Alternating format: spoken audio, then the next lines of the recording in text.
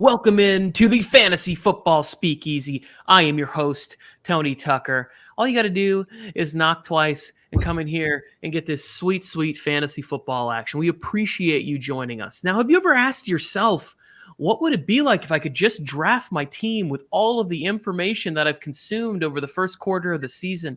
Well, you can't really. Well, we're going to mock draft and see if Cordell Patterson is a top 10 pick. The Warzone Sports Network presents the Fantasy Football Speakeasy.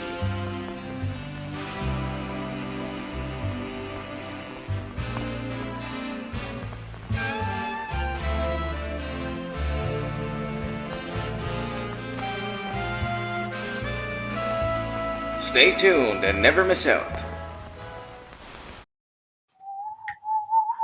I love that. I love that music. So chill. Just want to smoke a cigar and pour myself a nice scotch on the rocks and hang out and talk fantasy football with you, the internet. Welcome into the Warzone Sports Network. If this is your first time here, please consider smashing that subscribe button and spreading the word with a friend. That is how we grow. Even if it's the most annoying person in your life, annoy them with us. Allow us to annoy them. We'll get them back for you. Promise. But everybody in fantasy football has this conversation. We're always sort of like, man, I wish that I wouldn't have taken Myles Gaskin there and I wouldn't have done this. Or like, I wish that I would have not used such a high pick on Robert Woods. Or who told me Robbie Anderson was going to blow up this year when he never blew up with Sam Darnold all those years with the New York Jets? Why did they lie to me? I just want to redo. I totally would have taken Cooper Kupp in the second round. I told you, mother. Beep. But you didn't. You can't. But we're going to mock it just to see, because I'm curious as to where people would have them going. I think Mike has the room queued up. Wada boom. Judiciously gave myself the first pick. We do have some auto drafting going on in here just so that we can get through it first. And now I am prepared to make the first selection of this draft. And I am very confident. Should I change just the 10 team real quick before we do it, or should we just go with 12 still? I say we go with 12 because that sort of seems the consensus of what they are. You're on the very short clock, Tony. A little bit You're faster. Tony. What's up, everyone? We're officially in the draft. And Tony is on the clock. I am KTC. What's up? very confident that if we were redrafting today, that Derrick Henry would be, based on what he's getting in the passing game, which we've never seen this before. And if it sustains, he will by far be the number one pick next year that we were all talking about. Ahead of CMC, ahead of Dalvin Cook. Like, I have Dalvin Cook in 3 leagues. I got him at the number 2 spot. Big ballers. Oh, he just jumped on 5 seconds. Can he get it at the buzzer? Yes. Oh, I saw his green light come on. Thought he had it. I did too. All right. Well, I'm just to prove a point, since y'all were all talking shit. Bam. Give me Ekeler. So there's the thing, Mike. I would totally be drafting Austin Ekeler at pick number 5. Fun fact, in PPR, he's RB2 right now. I would still be drafting CMC, Alvin Kamara, Dalvin Cook in there, but when you got to 4 or 5, you see Jackson. That's pretty dope. Jackson going Tyreek Hill, Najee Harris. See, now I think that if we really did this and we would have like planned it out better, but that's not really how we do things at the Warzone Network. We're like a cat with a laser beam. It was like, hey, this will be a fun idea. Let's just do it. I think if we were really playing in here, that like Najee Harris may have gone up there a little bit higher. Aaron Jones might be a little bit higher at this point. I don't think George Kittle goes in this area. Not just because he might miss tomorrow with a calf injury, but just we don't know what it's going to look like with Trey Lance. You haven't seen that news? I didn't know he's going to miss. He's now doubtful. I love Keenan. Keenan going a little bit earlier. I know who you're taking. You know who I'm taking right now? Yeah. And if you don't take him, I'll be surprised. Well, I have 2 picks in a row, Mike. Yeah, so exactly. don't. I'll just do it right here, just because. Terry McLaurin. Is that who you thought it was going to be? No. That is probably my second choice if I had to pick who you're going to pick, because I know how much you're in love with this dude. And he is playing on a different level this year. So, this is what I wanted to say. I love the Keenan Allen pick going that high. That's higher than we saw before. Calvin Ridley still in there. I believe the guy that I took, Terry McLaurin, would be going in this area if we were redrafting today. And people were getting him at the end of the third before. Like, I like where I really thought about, instead of taking Waller where I took him, I thought about taking Cooper Kupp right there. Like, really love the draft that Big Ballers put together. And I know he didn't take Zeke there, but Zeke feels like still top 5 pick in production, right? Whoa. This thing moves so fast. It does. I like the auto pick there. No, I'm not taking Zeke. You got to take Ekeler. Ekeler should have went second overall.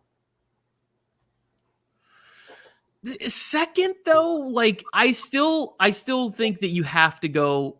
I think you go Henry 1 and CMC 2, and then you can have a conversation with Kamara, Zeke, Cook, Ekeler. I'd be fine with any of those people in that area. Knowing that he hurt his hamstring, you're still going to draft him second overall. You have the knowledge that he has a banged up hamstring right now. Yeah, I would. But look at where you took Mike Williams in this area here. Like, CeeDee Lamb was gone before this, but now back-to-back subpar games. Yeah, I'd rather have Mike Williams in this exact moment. Darrell Henderson going this high. Like, I never had a chance to get CeeDee Lamb in this spot during any of the drafts. KTC's taking a little bit of a risk. He said benched Hawkinson for Schultz. Yeah, CeeDee Lamb was the third, even like end of second round guy in all those mock drafts we did. Herbert. Wow, that's a pretty good pick. It's a good spot to get him. It is. I feel good about it. I like Darrell Henderson where he went here in the 4th. Like, he was banged up. James Robinson's come around, still solidly there in the 4th, right? Like, Otto picked Kyle Pitts right there, but that would not be happening right now. Nope. Kyle Pitts would not be going in this area if we didn't have like auto draft on here at all. Neither would Tyler Lockett. Like, Tyler Lockett is doing what we know Tyler Lockett to be, right? So it's like,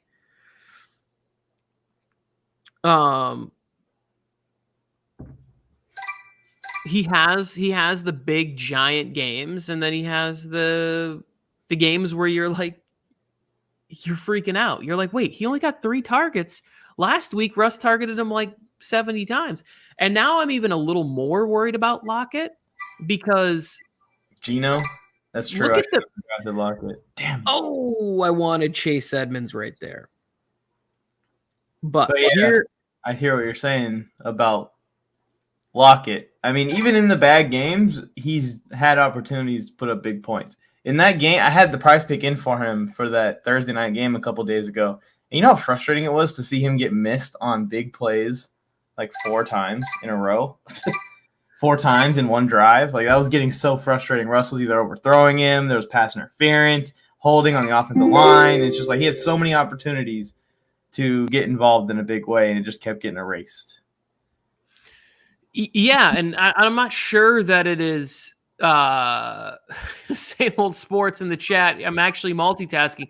I'm trying really hard, and it's hard for me to string together a cohesive sentence while drafting at the same time and providing commentary on where people are sliding and reaching and whatever else. But Leonard Fournette, where I took him right there in the 6th round, I don't remember Leonard Fournette going any earlier than the 8th round.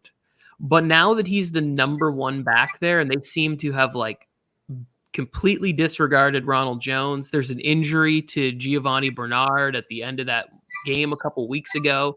He's banged up. Shane, you have to take yourself off auto. I can't take you off auto. If you go to what tab is it, Tony? Go to Q, the Q tab. There's a little auto pick slider on the Q tab, Jackson or Shane. Shane, who's operating under the Jackson name. Oh, I'm all good. Shane Jackson, Mr. Celtic. Zach Moss right here in the 9th round, a little bit earlier. Laviska Shenault fell a little bit, but now with the injury to Shark and the fact that we saw them throwing the ball deep to him finally last week, and they're talking about having him be more involved in this offense, pushes him up there.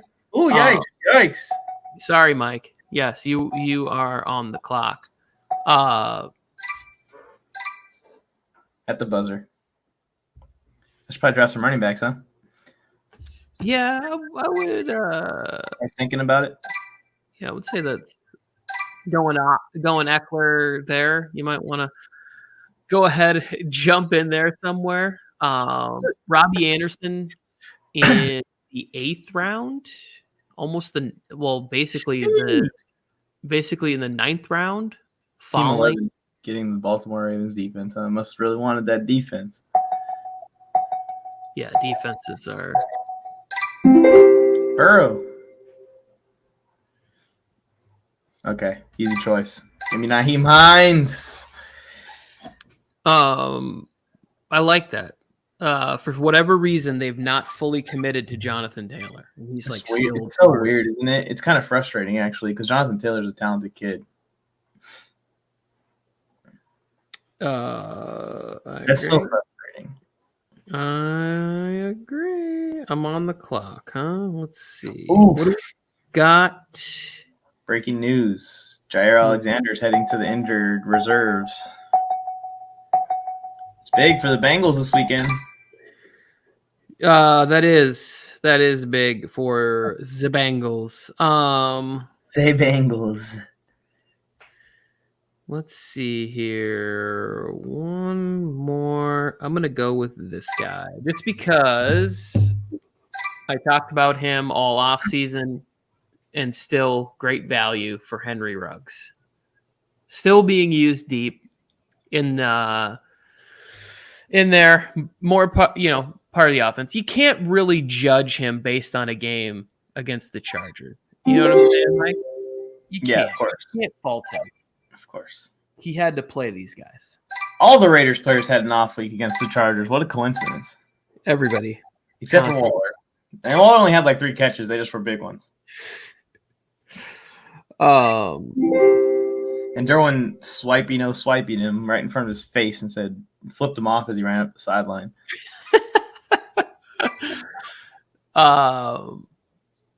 Look, you got some value there. Yeah, you see those 3 straight running back picks there, Tony? We're covered. Yeah, you definitely got some value there. I think here's the thing: we are on, and we have a lot of auto drafters in here. Kenneth Gainwell would be drafted much higher than the 12th round. That's true. Like if we were redrafting today, I think Miles Sanders still went in the 4th round. There's no way, no auto drafter, nobody would be taking Miles Sanders in the 4th round right now. Yeah, you might take a flyer on like the 7th or 8th round. I'm taking this guy. He started the season on the Saints. Wait, what's the trade? I didn't see the trade. Let me look. I don't see the trade. Send the trade again.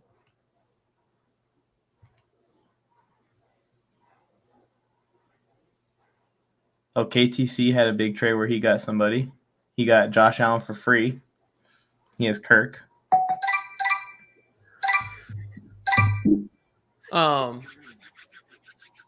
Wait, who got?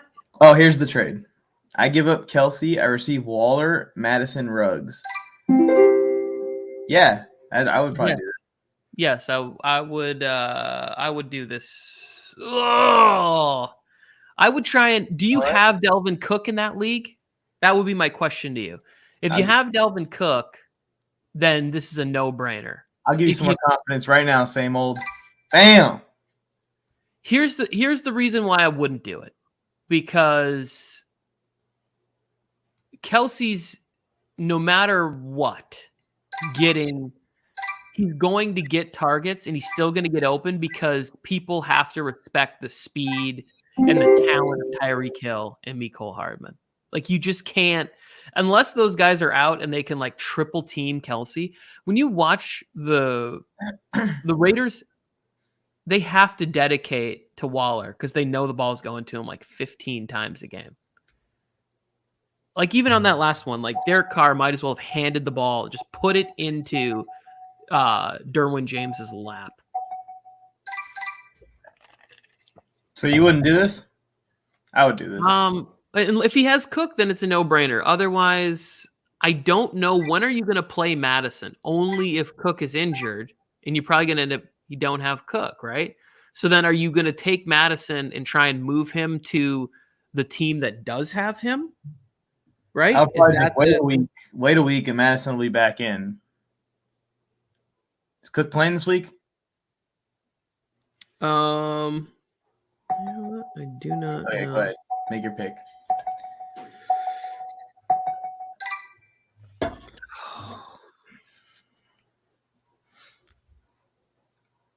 The chances are low, basically, is what I'm saying, that Cook plays the rest of the year.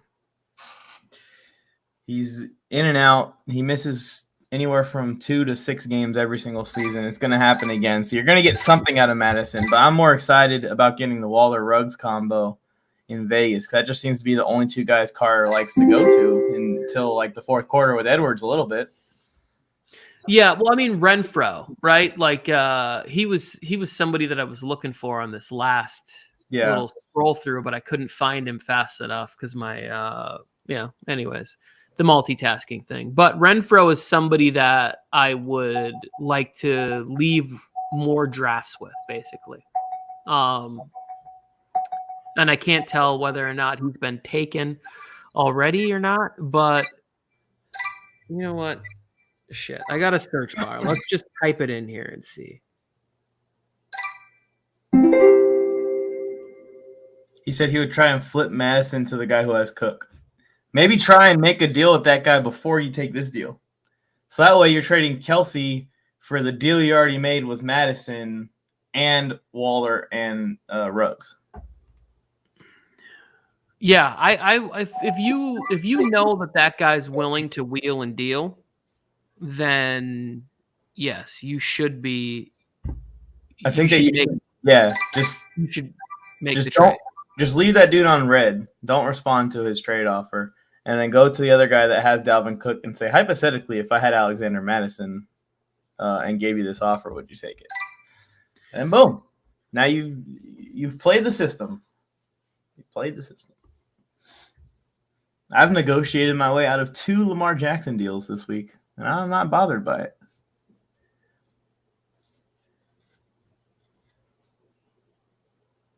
Somebody already grabbed Dalton Schultz? Yep.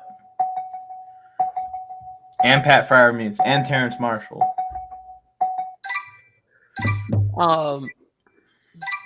Like Jalen Reagor just got drafted. Like Jalen Reagor felt like a sleeper before the season, and now he's passed up by Quez Watkins on the depth charts and targets and routes run and everything. Like we were there. Should you drop Wilson?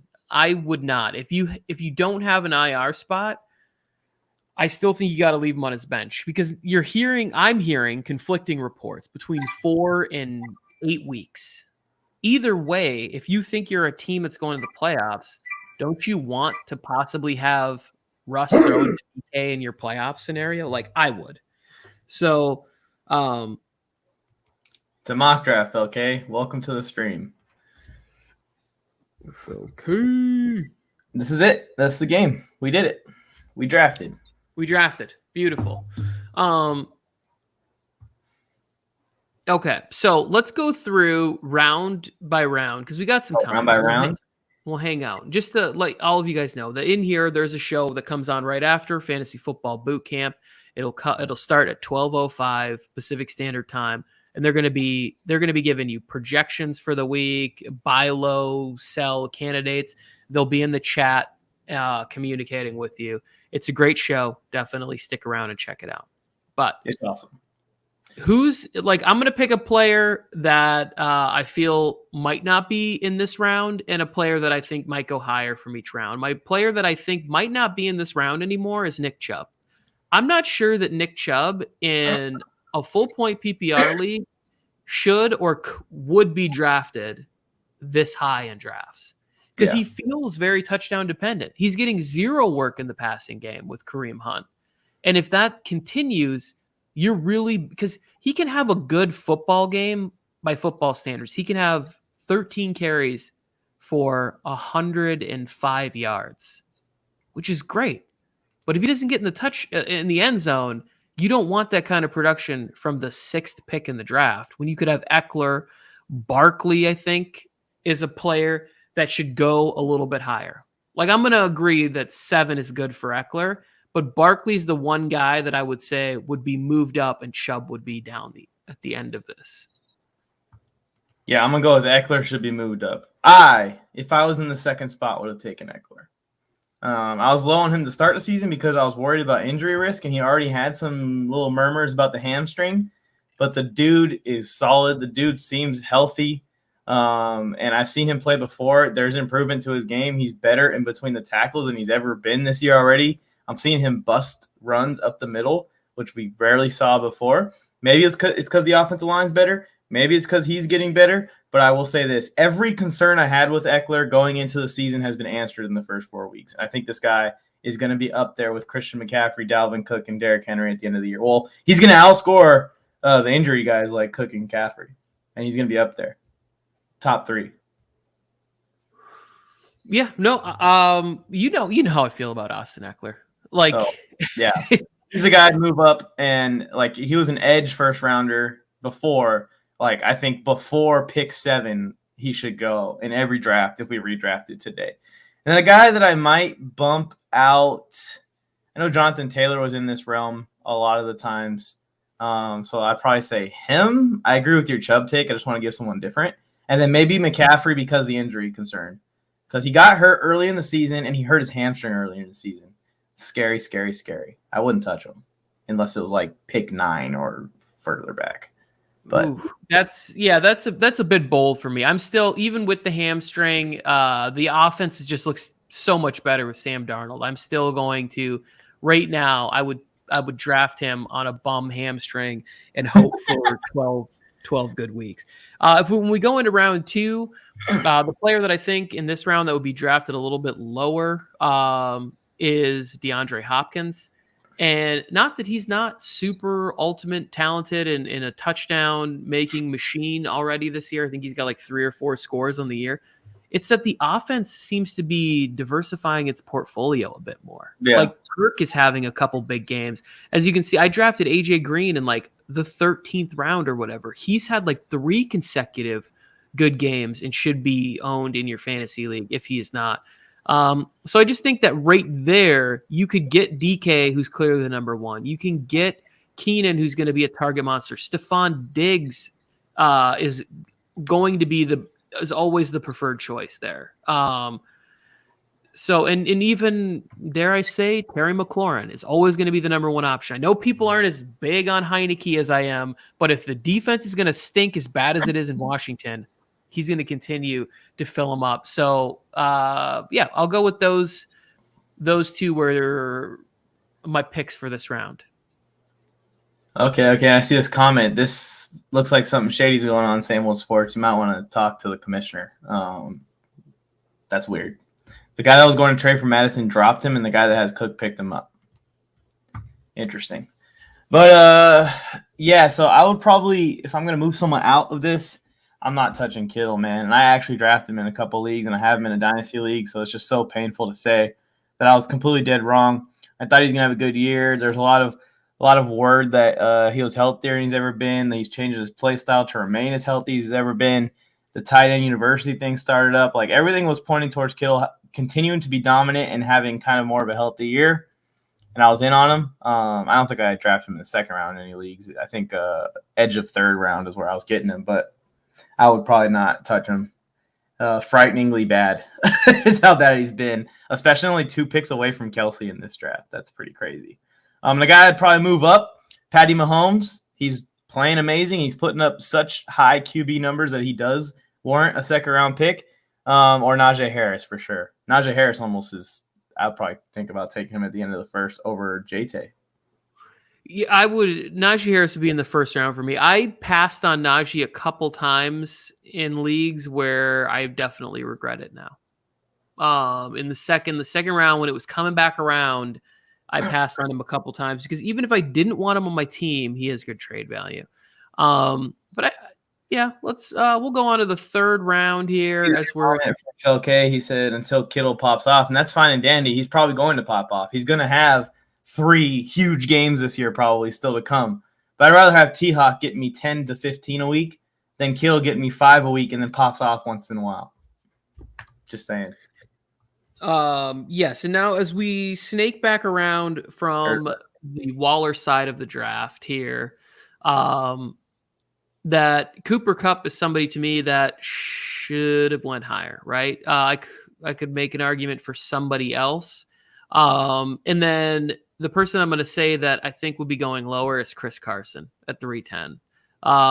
Could have made another argument there, but I'm going to go Chris Carson. Neck injuries for running backs freak me out. Like Alex Collins should be somebody that you pick up in your leagues. Or if you think Travis Homer or DJ Dallas is the guy, neck injuries freak me out. I hope Chris Carson is healthy because he's fun. I like the way he runs the football, but I would be lower on Chris Carson today and I would be higher on Cooper Kupp. Like I easily could have picked Kupp where you see that I picked Waller right there and been fine with McLaurin and Kupp, which I actually have on one roster because I'm winning a lot in fantasy football. Yeah, and DJ Dallas, man, you got to get him just because his name is so cool. It's not DJ like the initials. He spells it Deejay is how his first name is spelled, which is awesome to me. Also, his last name is Dallas, and believe. Might not know about that, Tony. You're too old. See, for the first time being young gave me a reference that you won't understand. But anyways, feel free to share. I share all the old references with you. He's a wrestler. He was a trash wrestler, but he had a really funny gimmick. And it was his name. Wrestling, you can skip me on anything wrestling. Yeah. So you went Carson out. Who'd you say you were going to bump up? Cooper Kupp. Okay, yeah, that makes sense. I would probably move AJ Brown down a lot. When he was in, you could tell that he was hurt, and even me and you were talking about it on this very show every week. Like, this AJ Brown time bomb is about to explode. And we just kept, debating, should we trade him? Should we hold on to him? What should we do? Everyone probably did something different with him, but just all that concern with him, I just wouldn't want any part of it if I could go back and not have any part of it. Fortunately, after, I think, week 2, I was able to get him off of all 3 of the teams I drafted him to. And he got hurt, I think, that weekend or the weekend after. So I'd probably move him back because of that. I won't take Kupp, although that's the best choice here. Obviously, Kupp probably goes up in the second round now. Maybe Swift comes up or Mike Williams is the guys I would go to. Yeah, I agree with that. Swift and Mike Williams were definitely people that I could have said would have moved up. The reason I stayed away from DeAndre Swift is the injury concern. Like, he's always seems to be banged up. The same thing we talked about with AJ Brown. Now, the thing that's concerning with AJ Brown is that he's managing knee problems, and that wasn't even what kept him out. It was a hamstring. So there's another shoe that could fall. I want AJ Brown to be good. Like, I picked him at the 3.01 this year in my first draft that I got him in. And then right after that, it was like, oh, he's going to be slow to start training camp, managing a knee injury. I'm like, he just had surgery. So I then had 7 more leagues where I didn't draft him in any of them. And I have traded him already because I'm there. I am still a fan of him. I am still rooting for him to be a monster. But if I'm going with an Ole Miss receiver, I'm going with DK Metcalf. Yeah, and that's kind of how the body works. While he's resting his knees and trying to heal up, his hamstrings and other parts of his body are weakening. It happened to me recently, everyone. I mean, I was going to the gym hardcore. I've been going for like 6 months now since I was fat, and now I'm like just slightly fat. And I took a 3-day break because my knees were starting to hurt a little bit, and I just feel like I need a little bit of a break. First day back, messed up my elbow. The hell, man? Yep. Happened to AJ Brown is what I'm saying. Hopefully not, but many people in the chat are no, let's not go there. oh, Dallas, baby. Okay, so CeeDee Lamb here in the 4th round. This to me feels a little low, right? And it's not even close. Miles Sanders would not be picked here. Like, he's the one that would just be bumped way down. Like, if we were redrafting today, it's an auto draft. They took him there at the 4.3. He'd be gone. But CeeDee Lamb, I think, should have been more towards the front half of this, in front of like Cooper and Godwin. Like, again, Amari Cooper's like banged up. I would still take him ahead over there, and Julio Jones. Like, I would take him ahead of those guys. So like CeeDee Lamb, I would move closer to the beginning of the 4th, and I would bump Miles Sanders. I don't even know if he would be like the 12th round. I've never drafted Miles Sanders, and I definitely wouldn't draft him now. Who do you got in this round? I'm moving up Kyler for sure into the next round, probably, even though he is a 4.1. T-Hawk, I'm probably drafting before Kittle. Yes, and that is wherever you want Kittle to go, I'm probably drafting T-Hawk before him. T-Hawks had 2 bad games, but yeah. You can feel that when they get into these garbage time scenarios, maybe even this weekend against Minnesota, because their defense isn't too strong, it's going to come back, and he's going to be another like 8 to 10 reception guy a game. And if you're in PPR, that's money right there. I also like to point out Darrell Henderson might come up, but I feel like this is a good spot for him. This feels good, and James Robinson feels really great value in this area. Especially now with injuries to Carlos Hyde, the unfortunate injury to Travis Etienne Jr. So, Joe, if you want to jump in here, please do so. What's up, Joe? Kyle Pitts. If I were redrafting today, there's no way I would take him here in the 5th round. There's too much talent around in this area. I've been a believer. I told everybody to buy low on Robert Woods a couple weeks ago. I'm not somebody who's now saying sell high after the one big game. I think there's plenty. For what? Giving you your flowers. Thank you, Michael. I've been very pessimistic on Woods. I've been trying to crack both of y'all, and y'all wouldn't break, and he finally did it. No, there's too much. He's too talented. They have too much money invested in him. And at some point, Cooper Kupp may be the better option, bigger and fast and whatever else.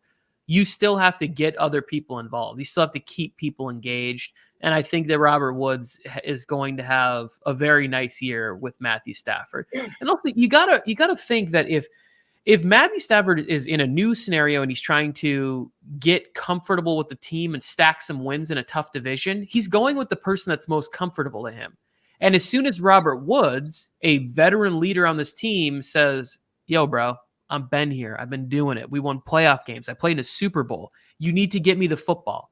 And when they get spanked at home, and I'm watching this guy hang his head down after every play being like, man, I'm wide open.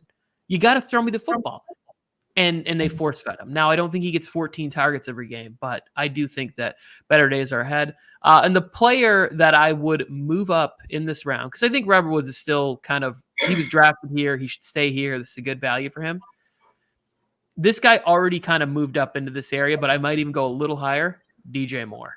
Like, DJ Moore looks to be like the love of Sam Darnold's eyeballs. It's ridiculous how much Sammy D loves him. So he's really cleaned up his game too. He's really cleaned up his game, and DJ Moore's turned into a really good route runner in the NFL right now.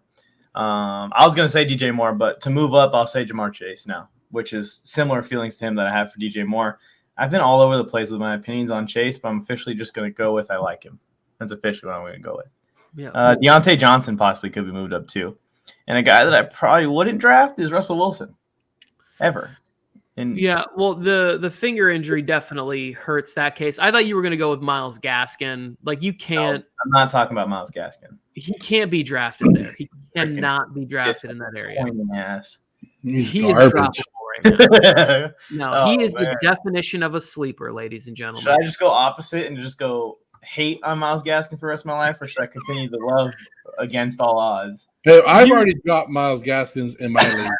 Like completely dropped him, didn't even Like I dropped him. I released him. I'm gone. Here's the thing with Myles Gaskin, and I can go on record. Mike, maybe you want to put a little timestamp. At some point this year, guys, I guarantee you, there's going to be injuries for the Dolphins, and Myles Gaskin is going to be like, you got to pick up Myles Gaskin. You got to start him because he's going to get dropped in a ton of leagues over the next couple of weeks if this continues. And if you're 4-0, 5-0, 4-1, pick up Myles Gaskin if you can afford it. Put him on the end of your bench because he will come back. He has talent. Injuries will happen, and he will be healthy. And week 9 or 10 or whatever, Myles Gaskin will freaking go off for you. It'll happen. I don't think so. And you want to know why? I want to talk to everyone real quick. Here's the reason. that Myles Gaskin is not going to be great at any point this season. The reason is because the Dolphins suck. They suck really bad. The offensive line is bad. The defense is underperforming. Jacoby Brissett is the spark of the offense. That's how you know it's terrible. So just don't touch anyone but Jalen Waddle in that offense. All right. He's there. Where are we at now? We're in the 6th round now. I can't scroll anymore, so I just put the cursor over it. This is Leonard Fournette. Leonard Fournette's a good 6th-round pick if you think about it now, especially being the number one, getting a bunch of passing receptions. I like that. What about Javonte? What do you guys think about him so far this year? I feel like he's going to have a monster game any day now. He's doing exactly what we thought. If you guys followed us and listened to us talk about Javonte, he's doing exactly what we thought he was going to do. Start off slow, then the Broncos' record is going to our schedule for against teams that they can rush the ball against is going to get so easy. Like you said, he's going to break out and he'll be the number one guy the rest of the year. So it's coming. Be patient on him. You guys touching Michael Thomas? Michael Thomas, he's been at this area in the draft. I think now if we were drafting, I would be more inclined to take him in this area because we're that much closer to him coming back, right? Here's the thing. I don't draft Michael Thomas. I will never draft Michael Thomas, but I'm saying if you did, it would be a lot better because now you're that much closer to the timeline return. Obviously, Gus Edwards wouldn't be in this area because of the injury. And I honestly think that this is where Cordero Patterson would be going and Mike Davis would be switched out of that area. Yeah. Like it would be flipped around if you were redrafting today, not to say that what Cordero is doing is sustainable because we've never seen it, but maybe Arthur Smith is the guy that said, hey, I'm just going to run this guy till the wheels fall off. I'm going to give him great targets and whatever. Give me money. Thank you. Yeah. Can't wait. I can't wait. Scot-free. Yes. Trade lock it. Here we are. Hey, they need Michael Thomas so bad. The Saints do. Yes. Would I take Michael Thomas in this situation? Oh, here we go. Hell no. Why? Because the same reason I've been saying all offseason, and you guys, really nobody can attack me on it yet. I said fade the Saints. Fade the Saints. And I continue to say it. Fade the Saints. Yep. And it was the best call. You've had many great calls. That is by far the best one on your fade the Saints. Continuing in this area here, Deebo Samuel is a player that I believe would be drafted higher if we were drafting today. I think he'd probably be several rounds higher. I think Devonta Smith is sort of in this similar area, maybe a half round. Maybe he's moved up into the middle of the 6th instead of the 7th, but not much higher. Yeah, it's not as crazy as I thought it was. I thought he was doing better than that. And then guys, I think that might go, down a little bit in this area. Kenny Golladay, I think, might head the other way. Might go Oh yeah. Backwards a bit, and maybe somebody like Gronk, you're drafting a little bit higher. Maybe you're looking for Gronk in like the 6th round, as opposed to where we were seeing other guys go, Noah Fant, Gesicki, Logan Thomas, or whatever. Like he's all of a sudden being like, oh, he does have something left.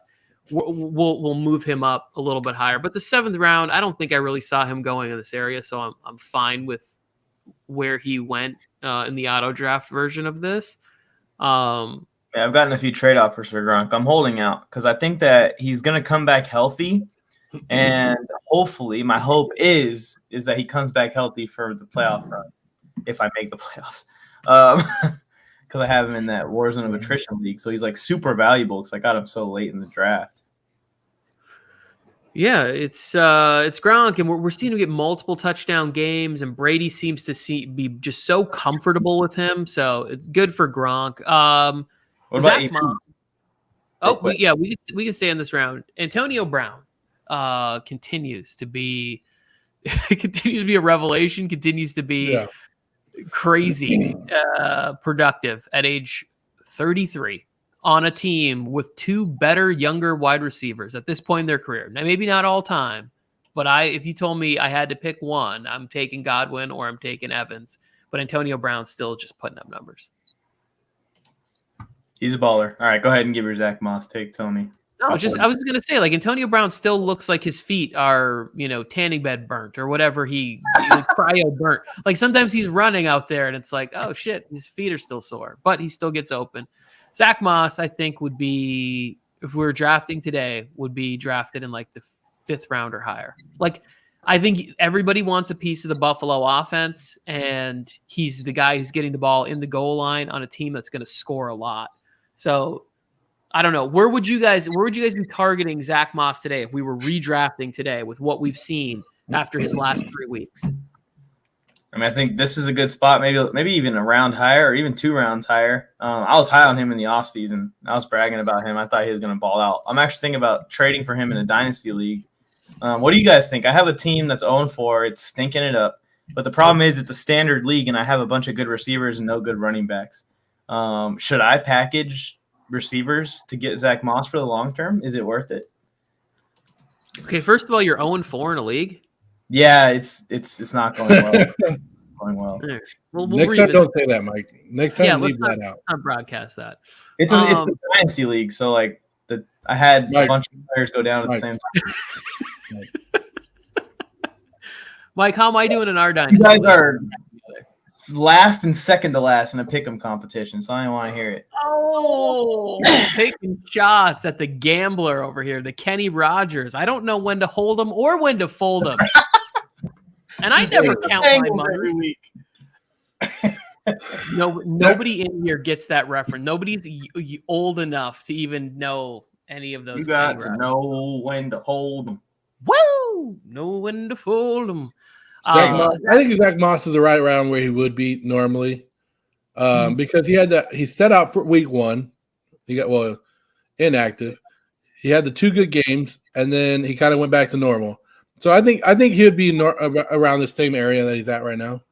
You think Zach Moss would be going in the 9th round if we redrafted today? I said the same area, so 7 to 10, yeah. There's no way Zach Moss, after he's got 4 touchdowns in like 3 weeks. I'll tell you what, then you be in the league and you draft Zach Moss ahead of me, and I'll draft somebody else. I'll be happy with that. He's going above Gus Edwards. I'll tell you that for sure. Above Mike. Yeah, of course. He's going to go higher than that, but if you're going to take the injuries into it, I'm saying he's going around the same spot that he's normally right here. Yeah, I'd probably say 6th round, Tony. There's no way he makes it past the 6th in any league. We were drafting like Myles Gaskin, and we were drafting Mike Davis and all these, and he's Who's we? I'm saying like the fantasy football community. No, not me, of course. Again, I'm dominating. But just one people guy were drafting some of these guys in those areas. Just one guy loved Myles Gaskin. Point at the guy that loves Myles Gaskin. Not point at him. I would. Okay, so we got a couple minutes left here before fantasy football boot camp. Any last players? It comes up. So just a couple other honorable mentions that are down here if you have them. I want to throw some love out there. Oh, yeah. I think that Dawson Knox is one more good week away from being like, in hindsight, you'd be drafting him as a top 10 tight end, maybe a top 8 tight end. I think he's 1 week away from that. I also think with the news of Justin Fields being named the starter and Trey Lance potentially being named the starter, I think these guys would go up a little bit more today based on their rushing floor that they could be providing. People would be taking earlier flyers on them if we were redrafting. And then Emmanuel Sanders wouldn't be way down there. Exactly. Like I got him in the 17th round or something. He would be Somebody would buy that hype right there. Closer to 11-ish somewhere. Philip Lindsay, I see on the board, would not be being drafted right now. AJ Green would probably be a bit higher. And Joe's guy, Hunter Renfrow. I think if we were drafting today, why wouldn't you want a guy that is consistently right here putting up fantasy points that you could put in your flex on a bye week and feel like, I feel like Hunter Renfrow, he's got that Cole Beasley feel to him. Guys that aren't going to score a bunch of touchdowns, but they're going to get a lot of targets, easy completions in the slot. I think Hunter Renfrow would probably be drafted a little bit higher. Yeah, lowest target, 6 targets, but he got a touchdown that week. That's pretty good. Round wide receiver. Where did George Kittle go in this redraft? Because he's an average tight end now. Tight end 16. Yeah, and that's an auto draft. I think if we really, here's the thing: we should do this again, and we should do it after week 8. Yeah. And what we should do at that point is put a little bit more time, and we should get people on board with drafting that Saturday ahead of time, right? And really put it together and say like, hey, we're going to come in, use the information that we know. Mike just clicked on Gainwell. I think Gainwell would be a lot higher too. Is there any questions, any comments we need to get to before we get out of here? Going once, going twice. Wide receiver 1. Need one wide receiver and a flex. Marvin Jones, Boyd, Sutton, or Chenault. Or he could start Edmonds at flex. So the Edmonds injury news was a bit concerning to me. I'm not sure how that's going to work out. Maybe they lean on James Conner more. I'd keep an eye on that. If Edmonds is a full go, I feel like he should be played there. But I'm blanking on who the Jaguars play this week. The Titans.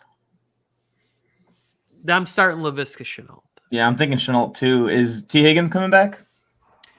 T. Higgins is back, but there's no Jair Alexander for that. So it looks like Stokes is going to switch over on the outside to maybe cover Jamar Chase. So then maybe T. Higgins sees less. Tyler Boyd's in the slot. Is that King guy the one who got smoked by Scotty Miller? Is he still the Packers? Yeah, this sounds like a Jamar Chase prize picks week. Yeah, but for Joey's scenario here, I'm saying Tyler Boyd, maybe. So I would you say Shenault 1, Boyd 2? If you like Boyd, you got a feeling on him. Yes, and I think the Broncos are playing Steelers. Broncos are playing the Steelers, so don't love that matchup.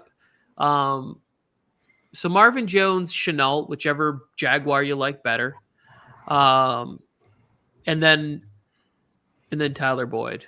And check in on Edmonds' health status tomorrow morning. Fantasy football wake-up call. We will be up super early. Joe will be hosting and talking about all the shenanigans that are happening. Is that a British word? That are happening between the Jets and the Falcons tomorrow here on the Warzone Sports Network.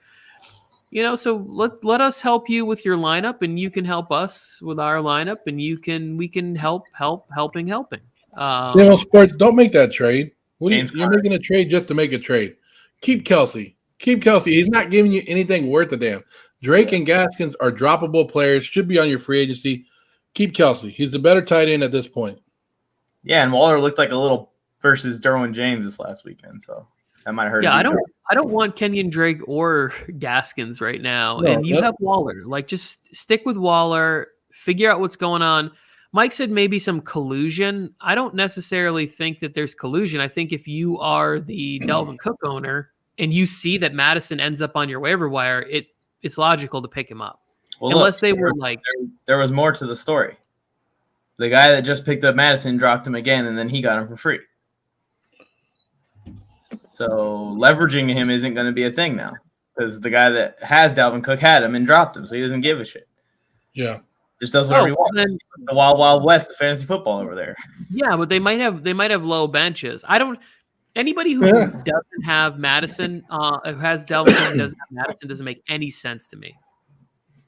Oh, who the Bills playing? The Bills are playing the Chiefs on Sunday Night Football this week. And so I have a similar deal. I have a lot of running backs on one team. And right now I have Zach Moss beating out Chuba Hubbard and CEH. My thing is that I'm starting Zach Moss in this game because I'm hoping the plan is the Chiefs don't have a good run defense. Let's hand this ball to Zach Moss. Let's try to put some sustainable drives together and keep Patrick Mahomes. Like, we're down by the goal line. Let's not get tricky. Let's hand the ball off, although I do feel like Josh Allen's going to vulture some touchdowns from me. But I'm starting him. You could see Moss pop like a 30-yarder. We've seen running backs do that against Chiefs defense this year a couple times. Yeah, so but I also have Damian Williams because I have Montgomery and I got Williams as my handcuff in 2 of the leagues. So I'm starting Damian Williams in 2 different leagues. I wish in the 2 leagues I had David Montgomery, I would have Damian Williams. Well, should have paid attention to me. Painful. All right, we got a minute, or no, we got 5 minutes until they come on. Yes. And then I think there's one more question that just came in. Singletary or Moore? Singletary or Rondell Moore for the flex spot? Ooh. That's a bad decision to have to be making. We just preached Zach Moss, so I'm going to lean Moore. I'm probably going to go with Moore. It's a horrible decision to make. It is. Like, you're playing for really big upside in both of these. Like, are you playing for a shootout in that Bills-Chiefs game on Sunday night? And then maybe Singletary's a little bit more involved in that shootout. Moore does play a tough defense.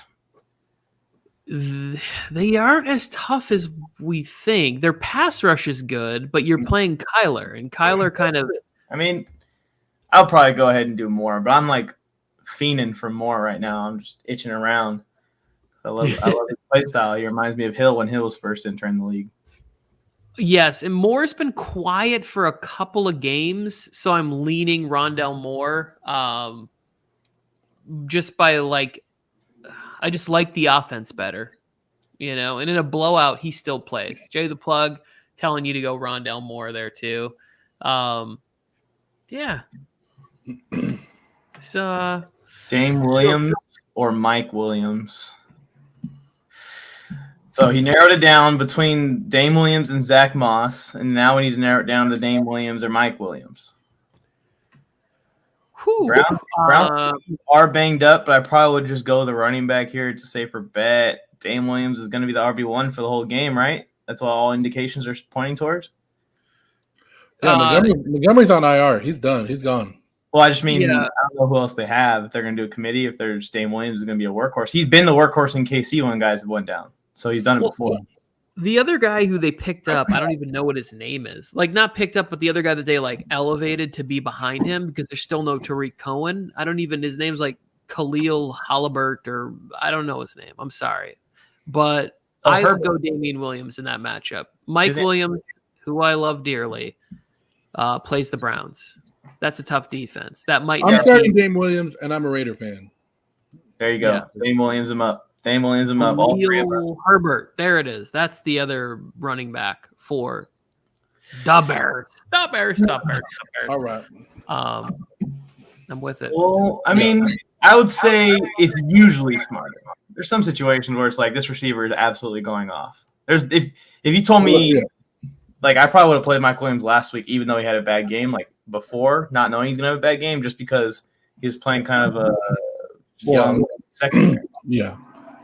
But when in doubt, he's basically saying what the number one rule of fantasy: when in doubt, you go running back. If they're right here, of course, Mike Williams, as of last week, was way up here, and you play him no matter what.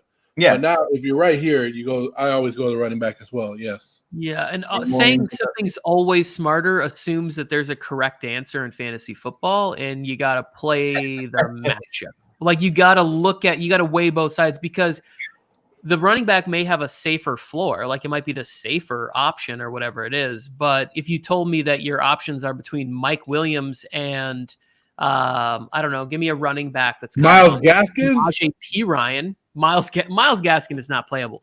I would play Mike Williams over Samaje Perine, or like in that. I mean, assuming Perine is getting the start, or Mixon's out or whatever. Can't believe I slept on Myles Gaskins this whole season. I would just keep Kelsey. Well, he's gonna be a sleeper going into the next year now. I'll tell you that much. All right, let's get off it.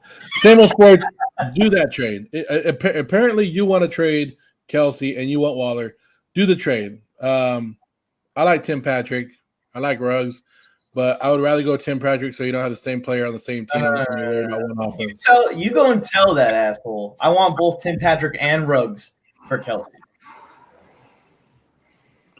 But we got to get off the air. Yep, yeah, we do. Let's do it.